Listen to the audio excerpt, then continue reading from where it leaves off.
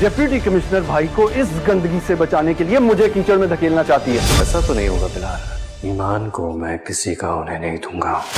अपनी साजिश को तुम हाथ से साबित करने के लिए मोहब्बत की दुहाइयां देने आए हो। मैं ईमान का होने वाला शौहर। मैं जब भी आपको रोकता हूँ ना, सिर्फ रोकता नहीं, बचाता हूँ ईमान सलीम। तुम खुद को मुझसे दूर रखो, बेहतर होगा, बहुत पछताओगे। मैं तो उससे मोहब्बत करता था, मोहब्बत अब भी करता हूँ। मोहब्बत है और मोहब्बत रहेगी हमेशा।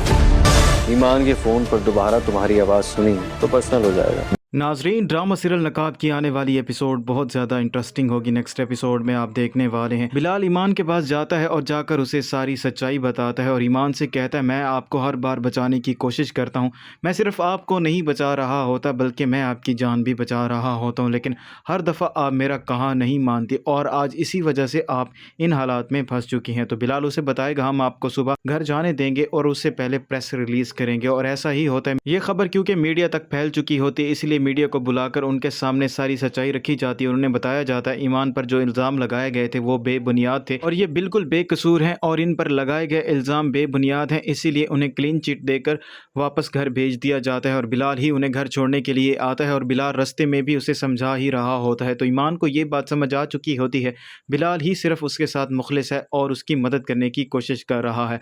और वहीं दूसरी तरफ तैमूर बहुत ज़्यादा गुस्से में होता है।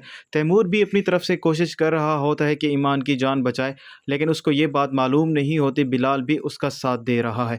उसे तो यही लग रहा होता है कि बिलाल ईमान का दुश्मन है, इसीलिए वो बिलाल से बात करने के लिए आएगा और उसे समझाएगा तुम ईमान से दूर रहो, मैं ईमान से मोहब्बत करता हूँ। तो बिलाल उसे कहेगा तुम ये सिर्फ बातें ही कर रहे हो, तुम ये बात बहुत ही अच्छे तरीके से जानते हो, ईमान मेरी मंगेतर है और मैं बहुत जल्द उससे शादी करने वाला हूँ। और तैमूर जैसे ही ये बात सुनेगा उसे बहुत ज़्यादा गुस्सा आएगा और वो बिलाल को धमकाएगा और उसे कहेगा ऐसा मैं कभी भी नहीं होने दूंगा। तो बिलाल उसे कहेगा मैं ईमान का होने वाला शौहर हूँ और तुम ये बात रोक भी नहीं सकते।